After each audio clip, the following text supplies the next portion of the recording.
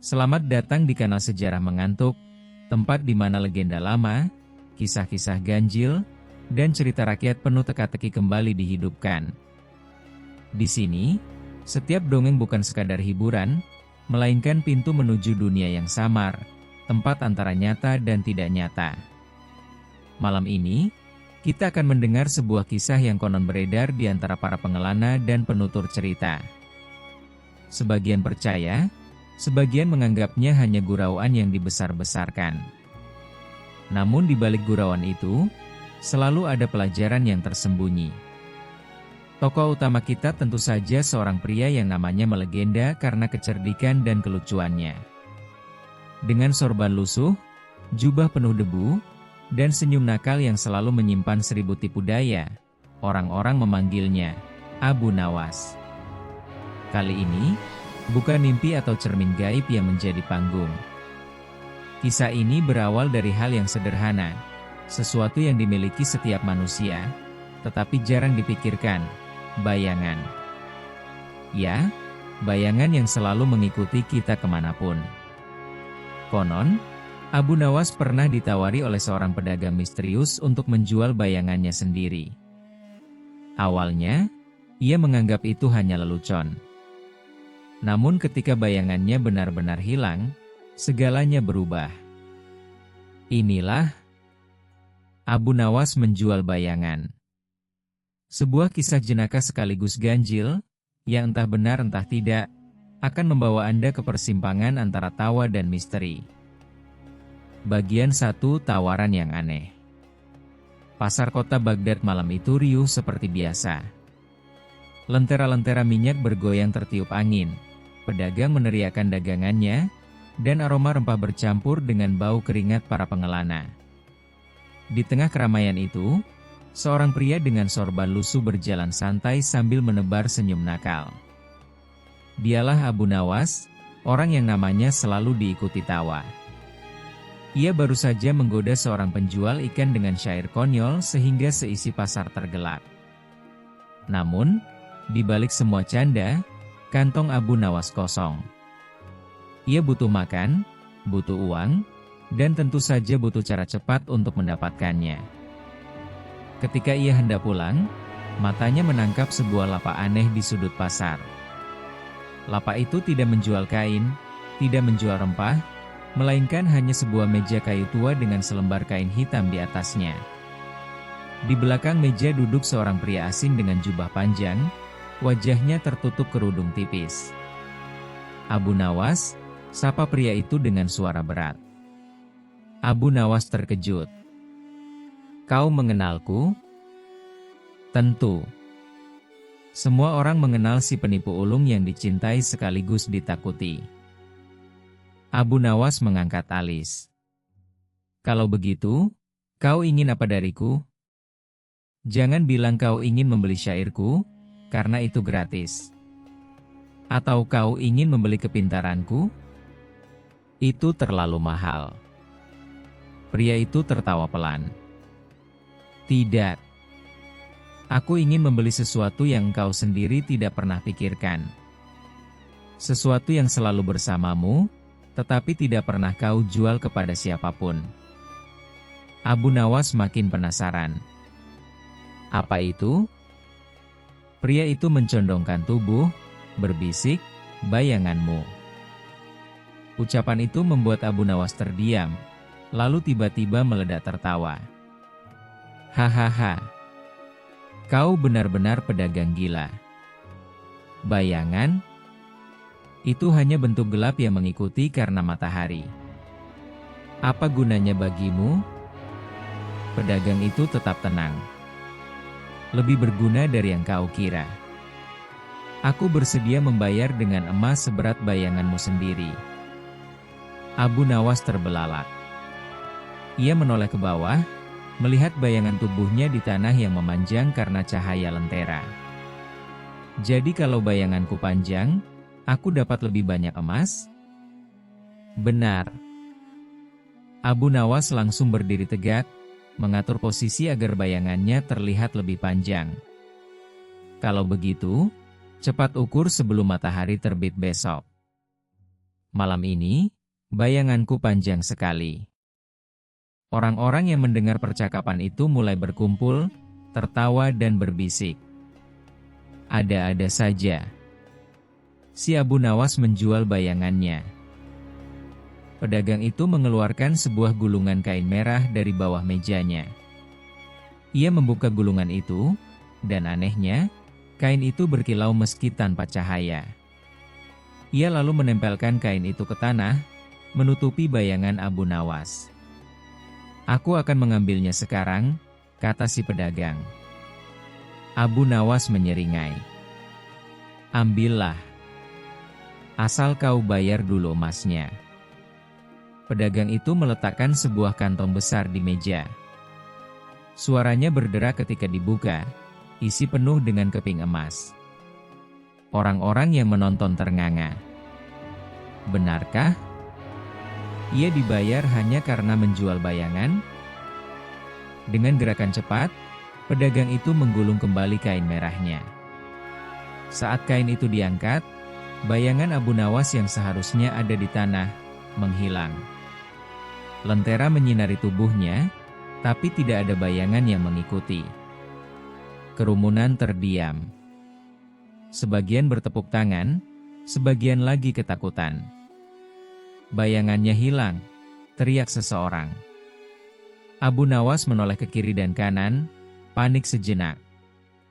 Tapi ketika melihat kantong emas di tangannya, wajahnya langsung berseri-seri. "Biarlah bayanganku hilang. Yang penting aku kini kaya raya," katanya sambil mengangkat kantong itu. Malam itu, Abu Nawas berjalan pulang dengan hati riang. Ia tertawa sepanjang jalan, memikirkan makanan lezat yang akan ia beli, pakaian baru, bahkan mungkin rumah yang lebih besar. Namun, di setiap langkahnya, orang-orang yang melihat berbisik ketakutan. Tubuh Abu Nawas berjalan sendiri tanpa bayangan, seolah-olah ia bukan lagi manusia biasa. Dan entah kenapa, udara di sekelilingnya terasa lebih dingin daripada biasanya. Bagian 2, kehidupan tanpa bayangan. Pagi pertama setelah bayangannya lenyap, Abu Nawas bangun dengan semangat baru. Kantong emas dari pedagang misterius masih penuh, berkilau di sudut ruangan. Ia mengangkatnya tinggi-tinggi, tertawa puas. "Siapa sangka," katanya, "aku bisa menjadi kaya hanya dengan menjual sesuatu yang tidak pernah aku butuhkan, bayangan." Dengan langkah ringan ia keluar rumah.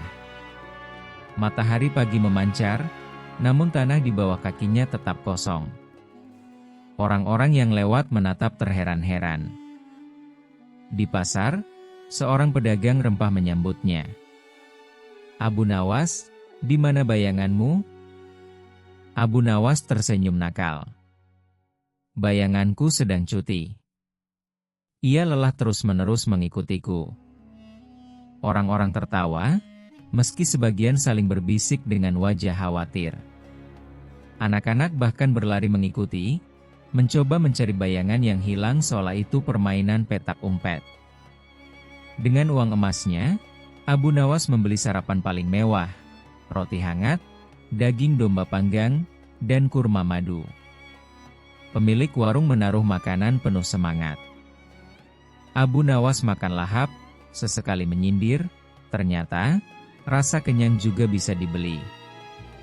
Namun ketika ia hendak minum, ia melihat kendi di tangannya. Air di dalamnya tidak memantulkan wajahnya. Biasanya ia bisa melihat mata nakalnya, tapi kini hanya tampak permukaan kosong. Ia mengernyit, lalu mengangkat bahu. "Ah, tak apa. Yang penting perut kenyang." Hari berikutnya, ia membeli jubah baru dari pedagang kain. Pedagang mengeluarkan cermin besar agar Abu Nawas bisa melihat hasilnya. Semua orang terperangah, cermin itu menampakkan kain, menampakkan pedagang, menampakkan semua orang di sekitar, kecuali Abu Nawas. Penjual ketakutan. "Astaga, Tuan, cermin ini tidak menunjukkan wujudmu." Abu Nawas terkekeh. Mungkin karena aku terlalu tampan, sampai cermin pun enggan memantulkannya. Orang-orang menelan ludah, sebagian tertawa kaku. Pedagang buru-buru memberi diskon besar agar Abu Nawas cepat pergi. Beberapa hari tanpa bayangan menjadikannya tontonan kota. Ada yang membayar untuk melihat langsung si manusia tanpa bayangan. Ada yang mengundang ke pesta untuk membuktikan cerita. Abu Nawas menikmati semua itu. Namun malam bercerita lain. Ketika ia berbaring di kamar, pelita menyala, dinding tetap kosong. Tidak ada siluet yang menemani. Keheningan itu membuat udara semakin dingin, seakan ia sedang tidur di ruangan asing.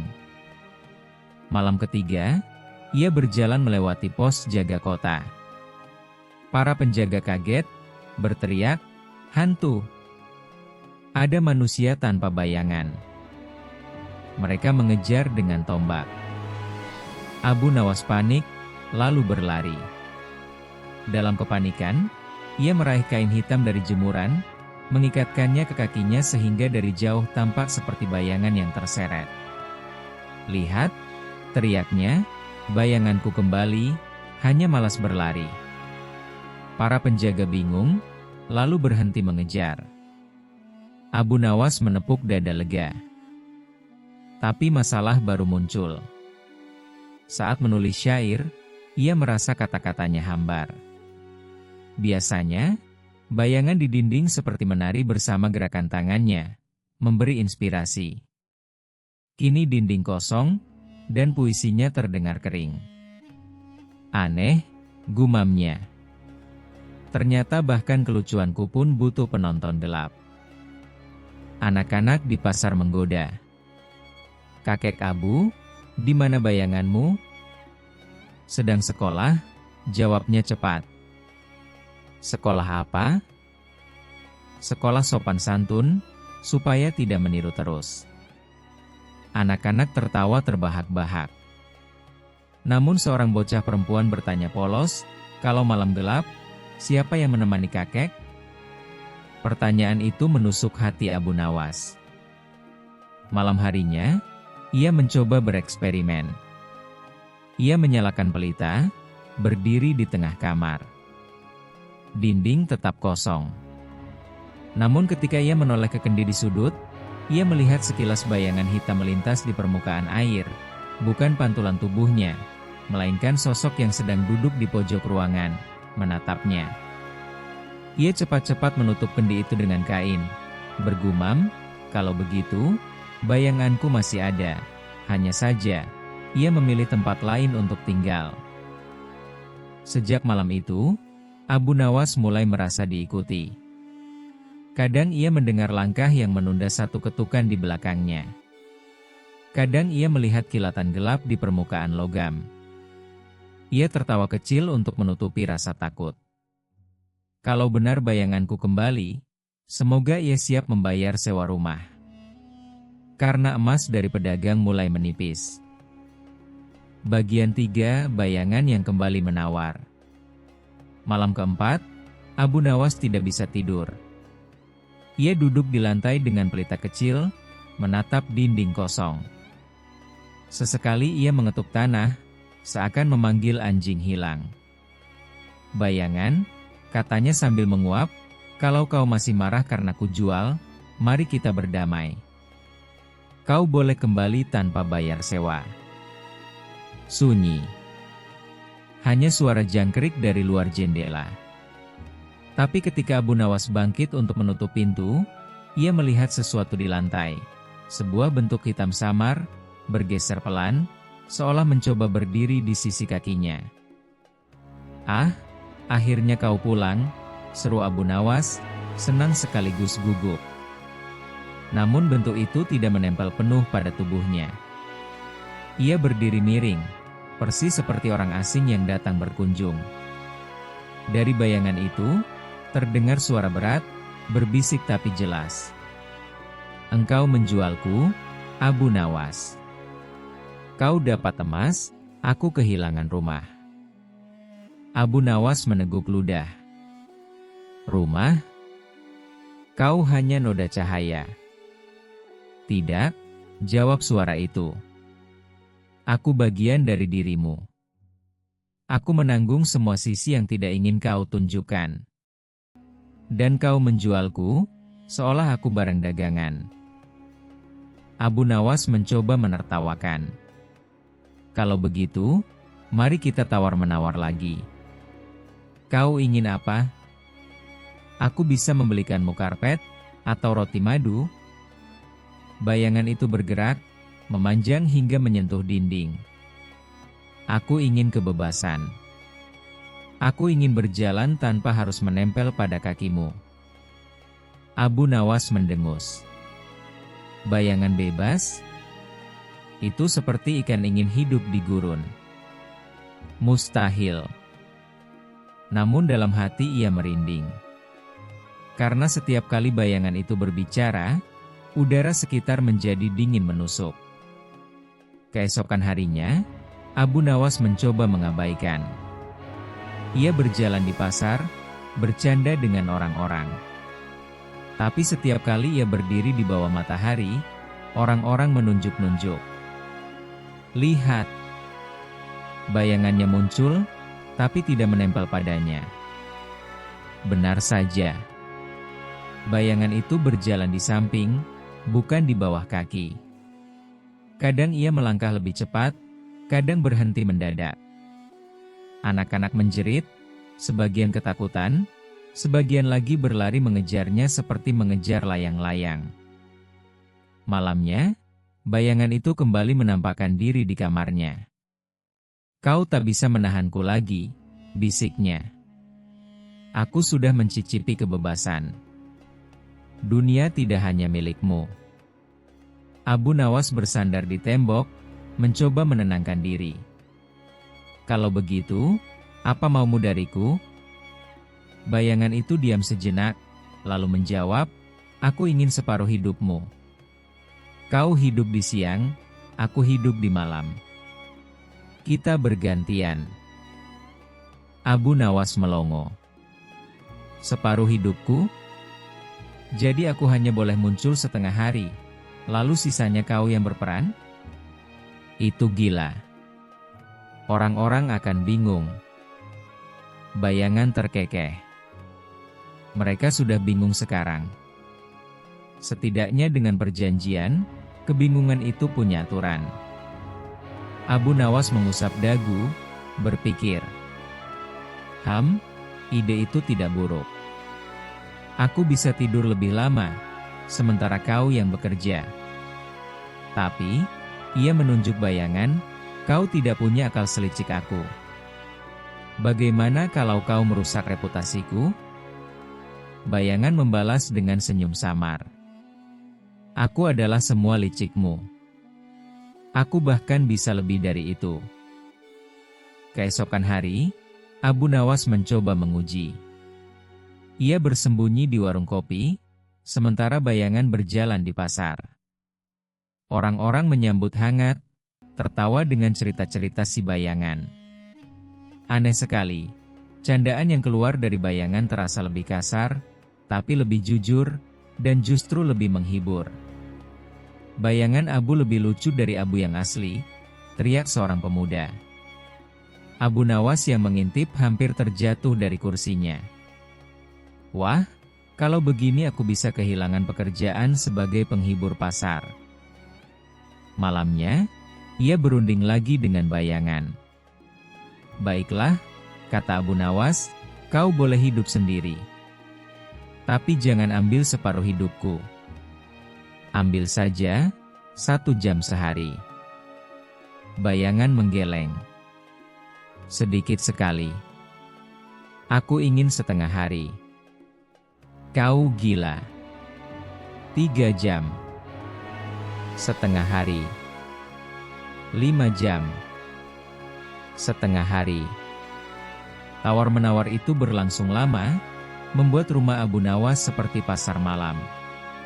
Akhirnya, mereka sepakat, bayangan akan mendapat waktu bebas setiap malam, sementara Abu Nawas menguasai siang. Namun Abu Nawas yang terkenal licik tentu tidak bisa menerima begitu saja. Dalam hati ia merencanakan cara menipu bayangannya. Baik, pikirnya, kalau bayangan ingin panggung sendiri, aku akan membalik panggung itu agar ia jatuh. Ia tersenyum puas, meski bayangan di lantai juga tersenyum persis sama. Apakah Abu Nawas benar-benar bisa mengendalikan perjanjian konyol ini? Atau justru bayangannya yang akan membalik tipu muslihatnya? Bagian 4 Malam milik bayangan.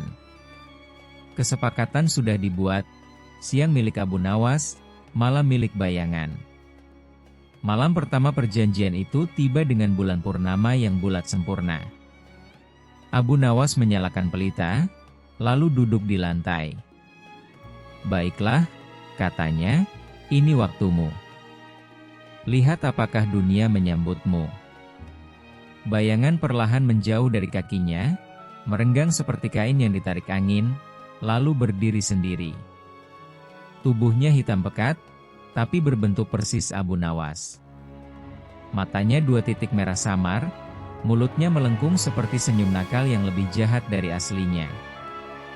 "Sekarang giliran aku," kata bayangan. Suaranya mirip Abu Nawas, hanya lebih dalam, lebih serak. Ia melangkah keluar rumah. Abu Nawas mengintip dari jendela, setengah waspada, setengah penasaran. Bayangan berjalan di jalanan kosong, membuat anjing-anjing kampung menyalak liar. Di pasar malam, beberapa penjaga jaga kota melihat sosok itu. Salah satunya berbisik, "Lihat!" Abu Nawas berkeliaran lagi. Tapi mengapa tubuhnya begitu gelap?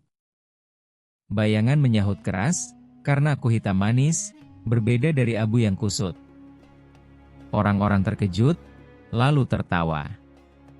Bayangan bercerita lelucon kasar, meniru suara para pedagang, menirukan cara berjalan pejabat kota, bahkan mengejek seekor kuda gemuk yang diikat dekat lapak. Tawa meledak di udara malam. Sementara itu, Abu Nawas yang asli menggeliat di rumah. Lumayan. Kalau bayangan bisa membuat orang tertawa, aku bisa tidur nyenyak dan besok tinggal menikmati reputasi," katanya sambil rebah. Tapi hatinya tetap cemas. Asal jangan sampai ia membuat ulah besar. Menjelang tengah malam, bayangan benar-benar membuat ulah. Ia mendatangi rumah seorang saudagar kaya. Dari balik pagar, ia berseru keras, "Wahai tuan, harta emasmu berkilau seperti wajahku." Saudagar yang sedang tidur terbangun, berteriak ketakutan. Para penjaga berlari keluar, tapi hanya melihat sosok hitam berlari sambil tertawa keras. Keesokan paginya, gosip menyebar. Abu Nawas mencuri emas saudagar. Tidak, ia hanya mengejek dan pergi. Tapi ia tampak lebih gelap dari biasanya. Abu Nawas memijat keningnya.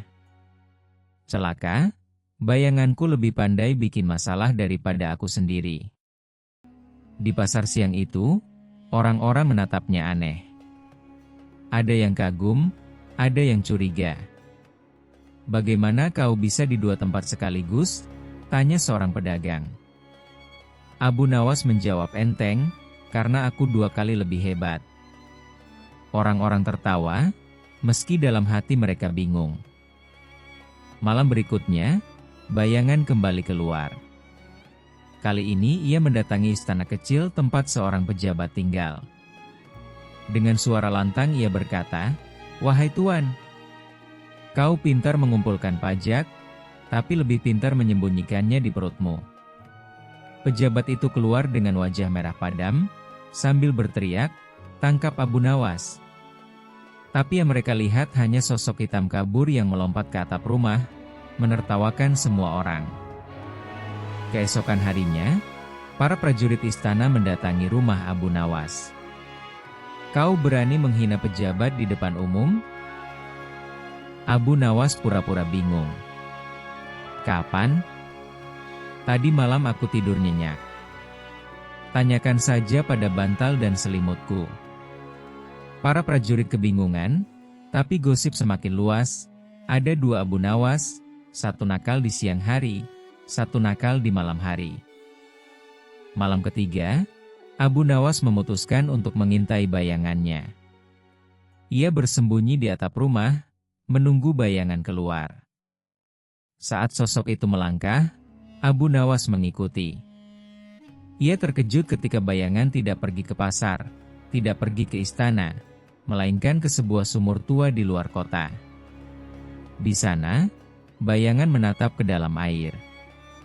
Permukaan air beriak, memantulkan sosok hitam yang lebih besar, lebih pekat. Aku ingin bebas selamanya, bisik bayangan ke sumur. Berilah aku tubuh, bukan hanya malam. Abu Nawas tercekat. Jadi, ini tujuannya. Ia tidak puas hanya dengan malam, ia ingin mengambil hidupku sepenuhnya. Ia pulang dengan hati gelisah. Kalau begini terus, katanya, suatu hari orang akan percaya bayangan itu lebih asli daripada aku. Namun, dengan sifat liciknya, Abu Nawas tidak panik. Ia malah tertawa kecil. Baiklah, bayangan. Kalau kau suka tawar-menawar, kita akan bermain sampai kau sendiri lelah. Bagian 5, Rencana Licik Abu Nawas. Sejak malam ia mengintai bayangannya di sumur tua, Abu Nawas tidak bisa berhenti berpikir. Ia tahu bayangan itu tidak puas hanya dengan malam. Cepat atau lambat, ia akan menuntut tubuh sepenuhnya. Di siang hari, Abu Nawas berjalan di pasar sambil menggaruk kepala. Orang-orang menyapanya dengan berbagai kabar. Abu, tadi malam kau membuat pejabat marah besar. Abu, kau benar-benar berani mencuri ayam dari halaman hakim. Abu hanya tertawa kecut. Kalau aku harus dihukum setiap kali bayanganku usil, maka aku sudah pantas punya penjara pribadi. Malam harinya, ia duduk di kamarnya, memandangi lantai yang kosong. Kalau bayangan ingin tubuhku, gumamnya, aku harus lebih cepat darinya. Aku harus menipunya. Ia menyalakan pelita, lalu berkata keras-keras, seakan bayangan sedang mendengar. Bayangan, besok malam kita akan membuat kesepakatan baru. Aku akan memberimu lebih banyak waktu, tapi kau harus membuktikan dirimu lebih berguna dariku. Suara samar menjawab dari sudut ruangan, apa maksudmu? Abu Nawas tersenyum miring. Kita akan adu kecerdikan. Siapa yang lebih bisa menipu orang lain, dialah yang berhak mendapat tubuh utama. Bayangan tampak senang. Baik. Aku akan menunjukkan bahwa aku lebih licik daripada dirimu. Bagus, jawab Abu Nawas. Kita mulai besok malam, di alun-alun. Bayangan tampak senang. Baik. Aku akan menunjukkan bahwa aku lebih licik daripada dirimu. Bagus, jawab Abu Nawas. Kita mulai besok malam, di alun-alun. Keesokan harinya, Abu Nawas mengatur rencana. Ia mendatangi beberapa pedagang dan berbisik, nanti malam aku akan tampil dengan pertunjukan baru. Tolong perhatikan baik-baik, tapi jangan kaget kalau aku terlihat berbeda. Para pedagang mengangguk, mengira Abu Nawas akan menghibur dengan trik barunya. Bayangan maju lebih dulu. Ia menunjuk seorang saudagar kaya di kerumunan. Lihatlah, aku bisa membuat orang ini menyerahkan uangnya tanpa paksaan. Dengan suara licin, ia memuji saudagar, berkata bahwa wajahnya bercahaya seperti bulan dan tubuhnya gagah seperti singa. Si saudagar tersenyum malu, lalu benar-benar memberikan sekantong koin sebagai tanda terima kasih. Orang-orang bertepuk tangan. Bayangan menoleh, menyeringai. Lihat, aku lebih pandai. Giliran Abu Nawas. Ia menunjuk seorang pemuda miskin. Aku akan membuat orang ini kaya tanpa memberinya uang sepeser pun. Ia mengambil sepotong roti basi dari kantong, mengangkat tinggi-tinggi. Inilah kunci kekayaan, serunya. Orang-orang bingung. Abu Nawas lalu berkata, siapa yang mau membeli roti basi ini seharga 5 kain emas? Tentu saja tidak ada yang mau. Tapi Abu Nawas menambahkan, roti ini adalah roti yang pernah disentuh oleh bayanganku. Dan semua tahu betapa ajaibnya bayangan itu. Kerumunan mulai heboh.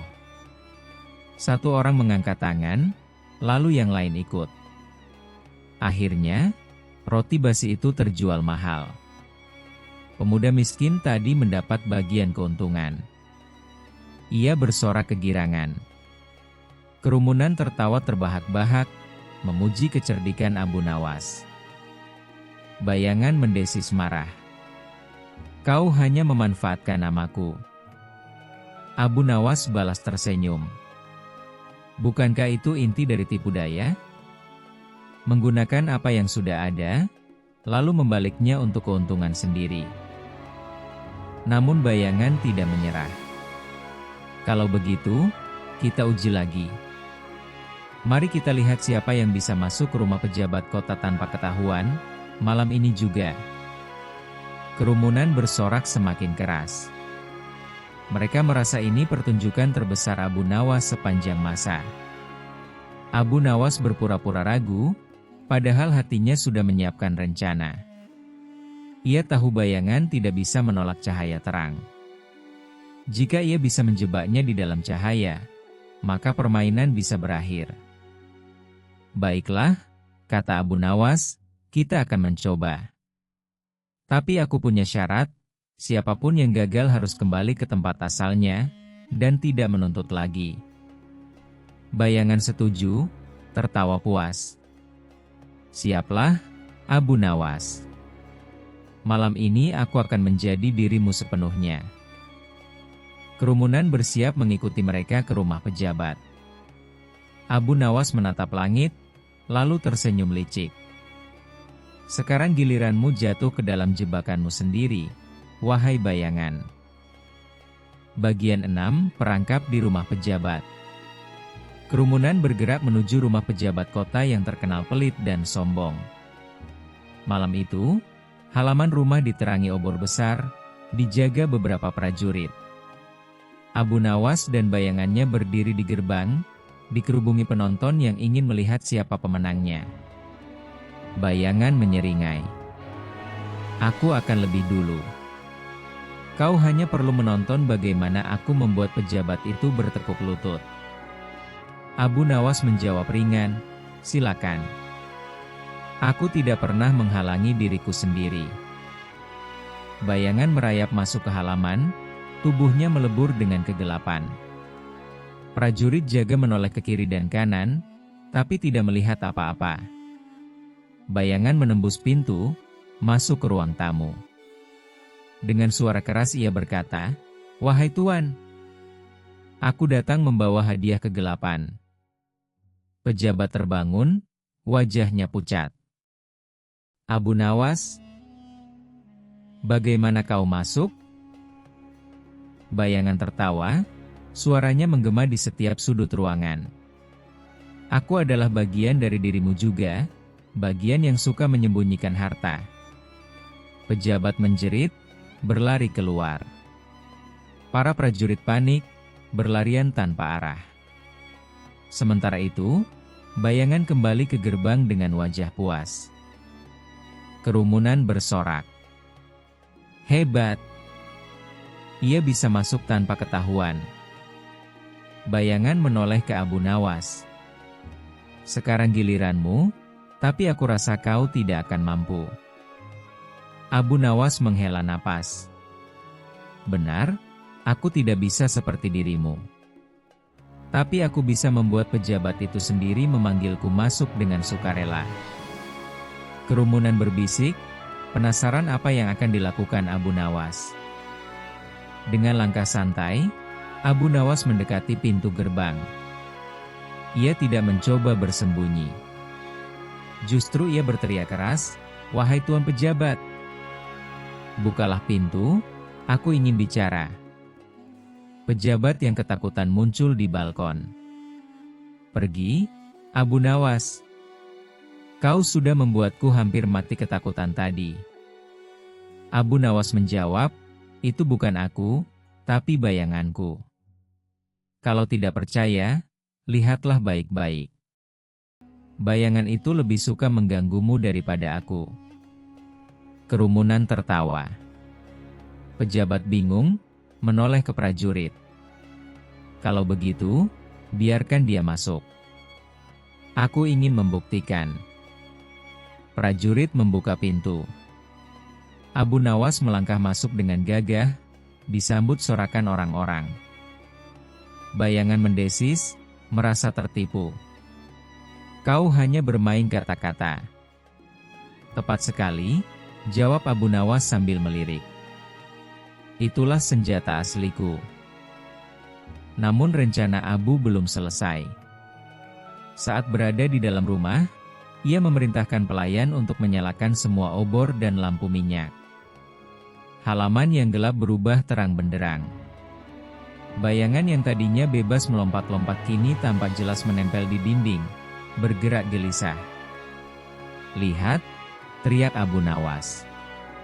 Ia tak bisa lari dari cahaya. Tanpa kegelapan, ia hanyalah noda di tembok. Orang-orang bersorak, menunjuk bayangan yang meringkuk. Bayangan berteriak, "Ini curang! Kau menjebakku!" Abu Nawas menoleh dengan senyum licik. "Tentu saja. Bukankah aku terkenal dengan tipu dayaku? Kau harus kembali ke tempat asalmu, sesuai perjanjian." Bayangan meronta, mencoba melarikan diri, tapi cahaya obor menahannya di setiap sisi. Ia akhirnya terpaksa menempel kembali ke kaki Abu Nawas, menyatu seperti semula. Kerumunan bersorak riang, sebagian kagum, sebagian lega. Abu Nawas menang lagi. Pejabat yang masih ketakutan mendekat. "Pergilah dari rumahku, Abu Nawas, kau dan bayanganmu. Jangan pernah kembali." Abu Nawas membungkuk pura-pura hormat. "Tenang, Tuan. Aku tidak butuh rumahmu. Bayanganku pun sudah cukup betah menempel padaku lagi." Ia keluar dari rumah dengan langkah bangga, diikuti tepuk tangan orang-orang. Namun dalam hati, Abu Nawas sadar sesuatu. Ketika bayangan menyatu kembali, ia sempat mendengar bisikan. "Ini belum selesai. Kau bisa menipuku sekali, tapi aku akan menunggumu lagi, di malam berikutnya." Abu Nawas menoleh ke tanah. Bayangan hitam itu menempel setia, tapi senyumnya samar-samar terlihat di sana. Bagian 7, balas dendam bayangan. Sejak malam jebakan di rumah pejabat, bayangan kembali menempel pada kaki Abu Nawas. Orang-orang di pasar mengira masalah selesai. "Lihat, Abu sudah punya bayangan lagi," seru seorang anak kecil. "Sekarang dia normal." Abu Nawas hanya tersenyum tipis. Ia tahu bayangannya tidak menyerah. Di dalam bisikan samar yang hanya ia dengar, bayangan berkata, "Aku akan membalas. Kau bisa menipuku sekali, tapi aku akan membuatmu sengsara dari dalam." Awalnya, hal-hal kecil mulai terjadi. Saat Abu Nawas menulis syair lucu di atas kertas, tangannya mendadak menulis kata-kata yang bukan miliknya. Kalimat-kalimat sinis, pahit, bahkan mengutuk dirinya sendiri. Ia tertegun, lalu tertawa kaku. "Wah, rupanya bayanganku ingin jadi penyair juga." Namun ketika ia membacakan syair itu di pasar, orang-orang bukannya tertawa, melainkan merinding. Kata-kata yang keluar dari mulut Abu Nawas terdengar gelap, seperti ancaman. Ia buru-buru mengganti dengan lelucon, tapi orang-orang pulang dengan wajah pucat. Malam berikutnya, Abu Nawas bermimpi. Dalam mimpinya, ia berjalan di jalanan Baghdad, tapi semua orang hanya menyapa bayangannya. Mereka mencium tangan bayangan, memberi hadiah, dan menepuk bahunya. Abu Nawas yang asli berdiri di samping, diabaikan. Ia berteriak, "Aku yang asli. Aku Abu Nawas." Namun suara orang-orang hanya menjawab, "Yang asli hanyalah bayangan." Ia terbangun dengan tubuh basah oleh keringat. Dari lantai, bayangan menempel, tapi matanya seakan terbuka, menatap balik. Siangnya, ia mencoba makan di warung. Ia mengangkat sendok, tapi entah bagaimana sup itu tertumpah ke pangkuannya. Ia menaruh kendi air di meja, tapi kendi itu jatuh seolah didorong sesuatu. "Bayangan," gumamnya kesal, "jangan bikin aku terlihat bodoh." Dari bawah meja, seolah ada gerakan samar, bayangannya bergetar. Orang-orang tertawa, mengira Abu Nawas sedang membuat lelucon. Padahal ia benar-benar kesal. Hari berganti hari, balas dendam bayangan semakin halus. Setiap kali Abu Nawas melontarkan tipu daya, bayangan justru membocorkannya dengan gerakan aneh. Suatu kali ia mencoba menipu seorang pedagang agar memberinya diskon. Namun bayangan di tanah justru berdiri tegak, menggeleng-geleng kepala seolah berkata, "Jangan percaya dia." Pedagang curiga, lalu menolak keras. Abu Nawas merengut. "Bayangan, kau benar-benar membuatku kehilangan keahlianku," keluhnya. Malam itu, ia berbicara langsung ke lantai. "Apa maumu? Kau sudah kembali ke tubuhku.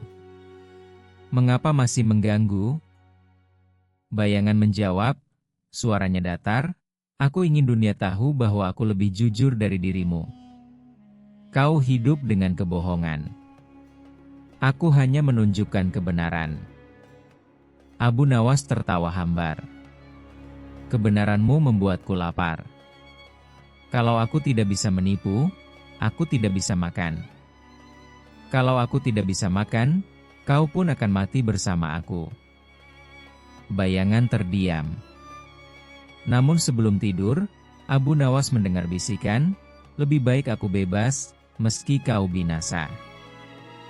Keesokan paginya, gosip baru menyebar di kota.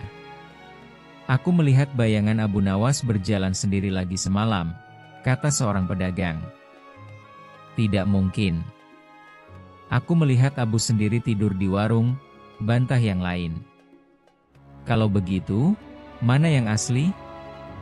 Abu atau bayangannya?" Kabar itu membuat orang-orang resah. Ada yang mulai takut mendekati Abu Nawas.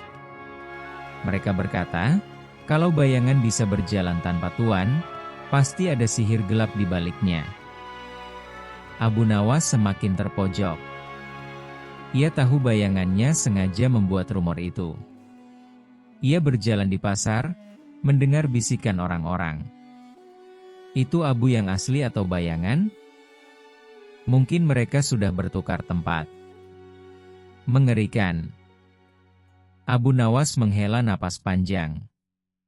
Ia tidak bisa membiarkan hal ini berlarut-larut. Kalau tidak, bayangan akan benar-benar menggantikan dirinya di mata orang banyak. Malam itu, ia menatap cermin kecil di rumahnya. Pantulan menunjukkan dirinya, dan bayangannya berdiri di belakang, lebih jelas dari sebelumnya. Bayangan itu tersenyum. "Apa kau menyerah?" Abu Nawas balas tersenyum miring. "Aku menyerah? Tidak. Aku akan membuat rencana baru." "Kau ingin hidup bebas? Baiklah. Tapi mari kita lihat siapa yang lebih pintar, aku atau kegelapan yang lahir dariku sendiri." Bayangan tertawa lirih, lalu menyatu lagi di lantai. Bagian 8, permainan terakhir. Sejak gosip bahwa bayangan Abu Nawas bisa berjalan sendiri menyebar, hidupnya makin sulit. Banyak orang takut berurusan dengannya. Pedagang enggan menjual barang, anak-anak tak lagi berani mendekat. Bahkan pejabat kota menganggapnya ancaman gaib. Abu Nawas tahu, kalau ia tidak menuntaskan masalah ini, suatu hari bayangan benar-benar akan mengambil tempatnya. Maka ia menyusun sebuah rencana gila, rencana terakhir untuk membalik keadaan. Malam itu, Abu Nawas berdiri di tengah kamarnya. Pelita menyala, menyorot bayangan di lantai. Ia berkata tegas, "Bayangan, aku sudah memutuskan. Kalau kau ingin bebas, mari kita buat perjanjian terakhir. Tapi kali ini, biarkan seluruh kota menjadi saksinya." Bayangan bergerak, tubuh hitamnya bergetar. "Apa maksudmu?"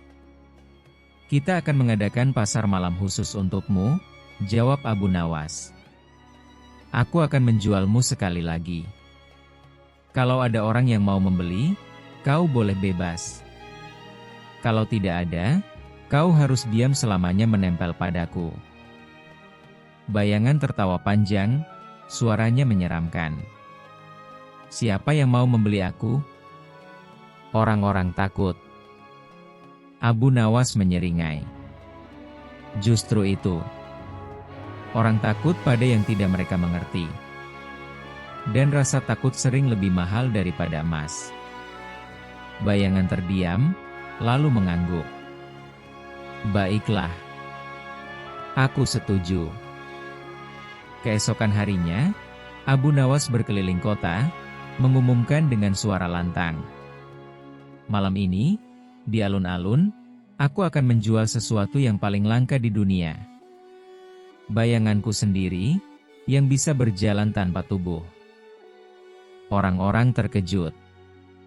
Sebagian tertawa tidak percaya, sebagian lagi merinding penasaran. "Abu memang gila, tapi selalu menarik," kata mereka. Malam pun tiba.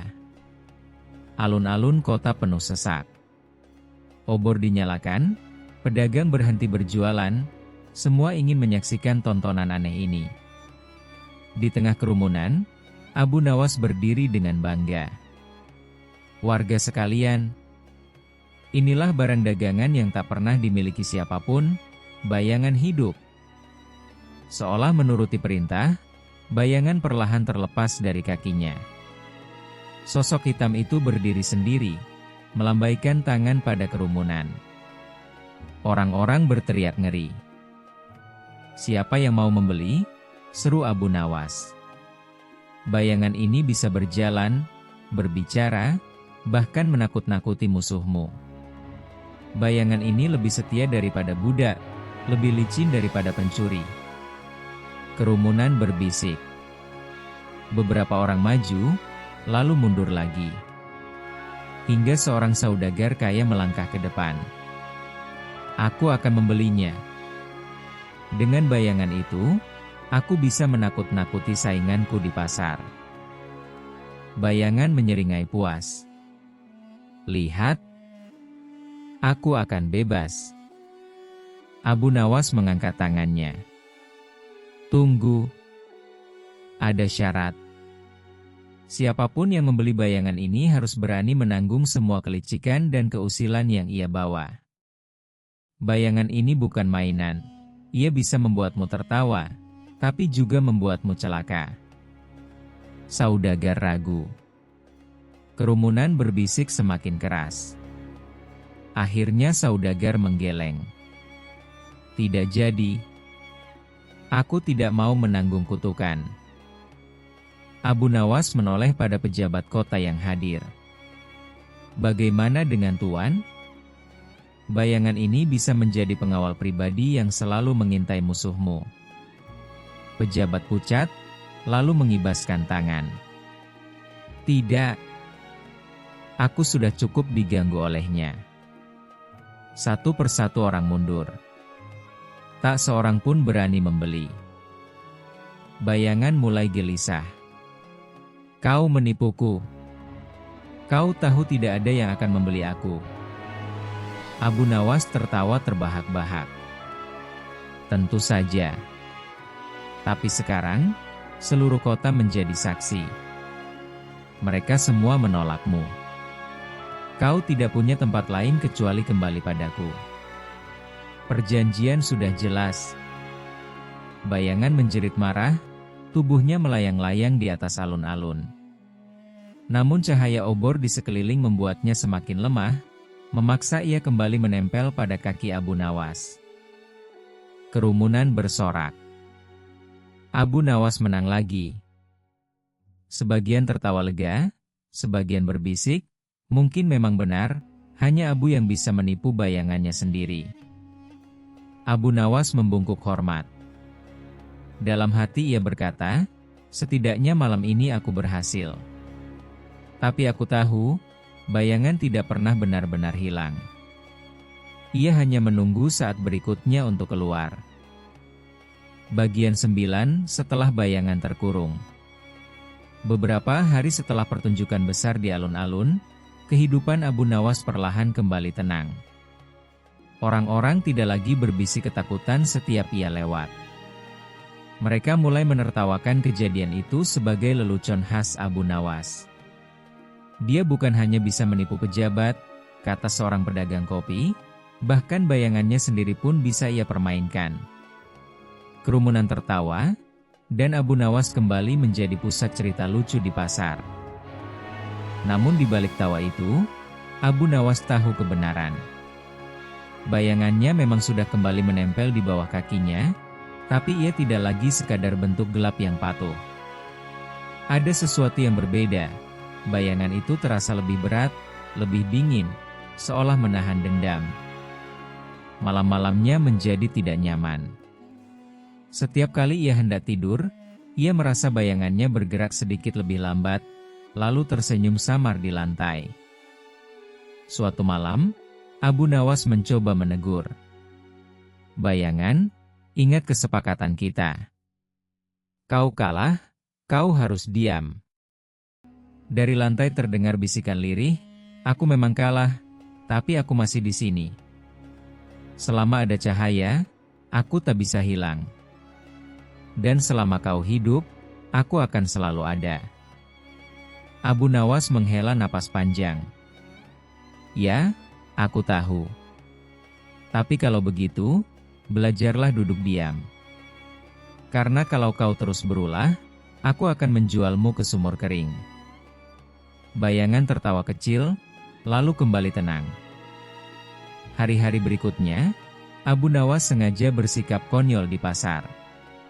Ia berdiri tegak di bawah sinar matahari, lalu berkata keras-keras, "Lihat, bayanganku sudah jinak." Ia tidak lagi berani kabur. Kalau perlu, aku bisa menjadikannya pelayan pribadiku. Orang-orang tertawa terbahak-bahak. Anak-anak berlari menginjak-injak bayangan di tanah, dan Abu Nawas pura-pura marah. "Hei, jangan sakiti pelayanku. Dia sudah cukup menderita karena pernah jadi majikan." Kerumunan bersorak, menganggap itu bagian dari pertunjukan. Meski berhasil mengubah ketakutan orang menjadi bahan lelucon, Abu Nawas tetap merasa was-was. Kadang ketika ia menulis syair malam hari, pantulan di kendi air menunjukkan bayangan tersenyum lebih lebar daripada dirinya. Kadang ketika ia berjalan sendirian, ia mendengar langkah kakinya berlipat ganda. Satu langkah miliknya, satu langkah milik bayangan. Suatu sore, seorang kawan lama mendekatinya. "Abu, aku senang kau kembali aman. Tapi aku masih heran. Apa benar kau bisa menjual bayanganmu?" Abu Nawas terkekeh. "Tentu saja bisa. Kau mau coba? Aku bisa jadi perantara. Kau akan kaya mendadak, tapi jangan menangis kalau kau merasa kesepian saat malam." Kawan itu mundur sambil menggeleng. "Terima kasih, Abu. Aku cukup dengan bayanganku sendiri." Di malam sunyi, Abu Nawas duduk di beranda, menatap bulan. Ia berbisik pada dirinya sendiri, bayangan hanyalah bagian dari manusia. Kita tidak bisa menyingkirkannya, hanya bisa berdamai. Kalau kita berusaha menjualnya, cepat atau lambat ia akan menuntut kembali. Bayangan di tanah ikut duduk diam, seolah mendengar dan setuju. Sejak saat itu, Abu Nawas tidak lagi mencoba menipu bayangannya. Ia membiarkan bayangan hidup sebagai penonton setia, kadang juga sebagai pengingat. Kalau aku terlalu jauh menipu orang, gumamnya, bayangan akan menegurku dengan caranya sendiri. Mungkin itu pelajaran.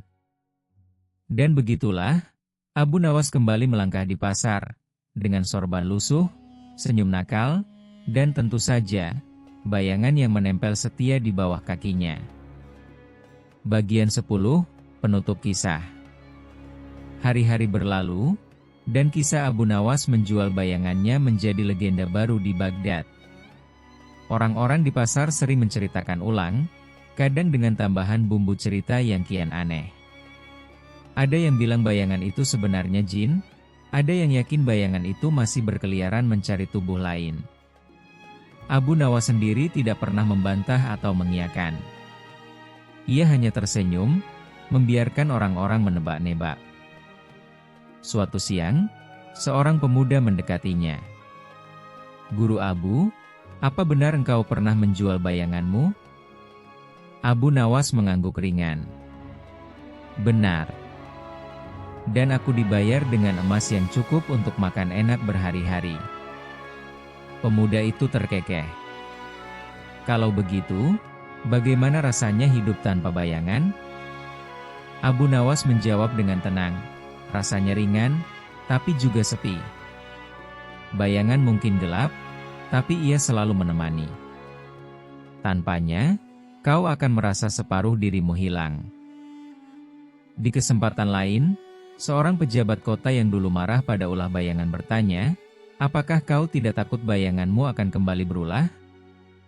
Abu Nawas menjawab dengan senyum nakal, "Aku selalu takut. Tapi ketakutan itu justru membuatku berhati-hati. Lagi pula, siapa bilang bayangan lebih nakal dariku? Bisa jadi aku yang lebih nakal dari bayanganku sendiri." Kerumunan yang mendengar pecah dalam tawa. Malam itu, Abu Nawas duduk di kamarnya. Pelita menyala, bayangan menempel setia di lantai. Ia menatapnya lama-lama. "Bayangan, meskipun kau pernah mencoba menggantikanku, aku tidak akan menyingkirkanmu lagi. Kau bagian dari diriku. Kalau aku mencoba menjualmu lagi, tolong cubit aku sampai sadar." Bayangan tampak bergoyang pelan, seolah mengangguk. Abu Nawas tertawa. "Bagus. Mulai sekarang, kau bukan musuhku. Kau partnerku. Dunia akan lebih percaya kalau aku punya saksi bisu yang selalu ikut." Keesokan harinya, Abu Nawas kembali menghibur orang di pasar. Ia melontarkan syair konyol, mengolok-olok pejabat, dan membuat anak-anak tertawa hingga terpingkal. Orang-orang memperhatikan bayangannya, yang kini menempel normal di bawah kakinya. "Lihat," kata seorang pedagang, "bayangannya sudah jinak." Mungkin Abu benar-benar bisa menaklukkan dirinya sendiri. Yang lain menambahkan, atau mungkin, bayangan itu hanya sedang menunggu kesempatan baru. Abu Nawas mendengar komentar itu, lalu tertawa keras. "Kalau bayanganku kabur lagi, jangan khawatir. Aku akan menjualnya lebih mahal." Kerumunan tertawa riuh, dan sekali lagi Abu Nawas menjadi legenda hidup yang penuh tawa sekaligus misteri. Akhirnya, kisah ini meninggalkan pesan. Bayangan adalah bagian dari diri manusia yang tidak bisa dijual atau dilepaskan. Kita bisa menertawakan kegelapan dalam diri, tapi kita tidak pernah bisa sepenuhnya menyingkirkannya. Bagi Abu Nawas, bayangan bukan lagi musuh, melainkan cermin yang selalu mengingatkan, Bahkan orang paling licik pun butuh teman setia, meski hanya berupa noda gelap di tanah. Dan demikianlah kisah Abu Nawas menjual bayangan. Sebuah dongeng jenaka namun ganjil, yang entah benar entah hanya bisikan pasar kuno. Apakah bayangan itu benar-benar hidup? Ataukah semua hanya trik Abu Nawas semata? Tidak ada yang tahu. Terima kasih sudah menemani kami di kanal Sejarah Mengantuk, tempat kisah lama dan legenda aneh kembali bernafas. Jika Anda menikmati cerita ini, jangan lupa untuk menekan tombol suka, meninggalkan komentar, dan tentu saja berlangganan agar tidak ketinggalan kisah-kisah berikutnya. Sampai bertemu di malam selanjutnya. Selamat malam, dan semoga bayangan Anda selalu setia menemani.